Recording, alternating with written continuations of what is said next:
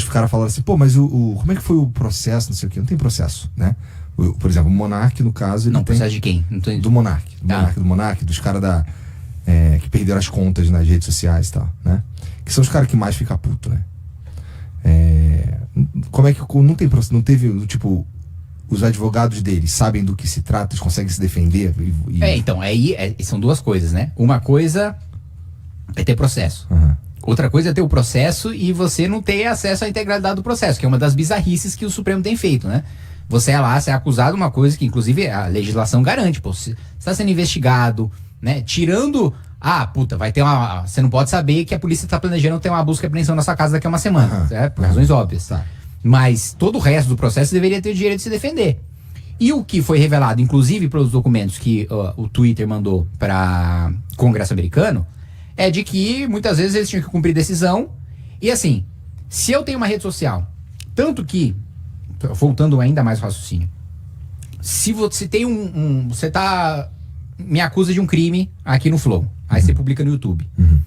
Eu não processo só você, eu processo o YouTube. Por quê? Porque o YouTube, no final das contas do processo, o YouTube vai ter uma obrigação de fazer. Qual é a obrigação de fazer? Tirar o conteúdo do ar. Então ele precisa se defender também, porque ele também é parte no processo. Ele também está no polo passivo do processo. E aí o que acontece? O Supremo às vezes, trata só o Igor como o cara que precisa ter acesso às coisas do processo. E a rede não. E várias redes com obrigações de fazer, sem a possibilidade de se defender. Mas peraí, se eu tenho uma rede social e você tá me dizendo que eu preciso tirar alguma coisa da minha rede social, ainda que não seja eu que tenha produzido, eu tenho o direito de me defender. Porque se eu tenho uma obrigação no processo, eu sou parte do processo. Esse é o primeiro ponto. E o outro ponto é, às vezes, nem o Igor, que é o cara que tá sendo acusado de publicar notícia falsa, atentar contra a justiça, blá, blá, blá, blá, nem ele, às vezes, tem acesso aos nossos processos. Mas pra mim, o que é ainda pior, você confundir uma crítica ou mesmo um xingamento, mesmo um ataque contra o ministro do Supremo e chamar isso de atentado contra o Estado Democrático de Direito ou atentado contra a justiça. Não, meu amigo. Ainda que, vamos supor que eu esteja cometendo crime de injúria, de ofender o cara, que eu realmente faço uma puta de uma ofensa pro cara. Eu tô ofendendo o cara no CPF dele.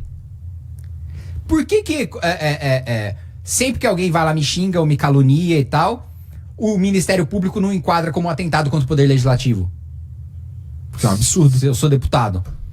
Não faz Então por que pra ministro do Supremo, se eu ataco o ministro do Supremo, eu tô atentando contra o Estado Democrático? Não, meu amigo, eu não tô defendendo fechar o Supremo, não. Eu estou criticando este ministro por essa decisão, por esse posicionamento. Mas criticar tá difícil, né? Criticar tem que ser feito com um monte de supostamente, porque senão é fake news. Né? E aí, quando eu falo um monte de supostamente, a gente fala que eu sou castrado. Não, que isso você né? Mas... Olha, nesse sentido, cara, é um pouco triste dizer que, porra, há um receio mesmo de fechar essa porra aqui, tá ligado?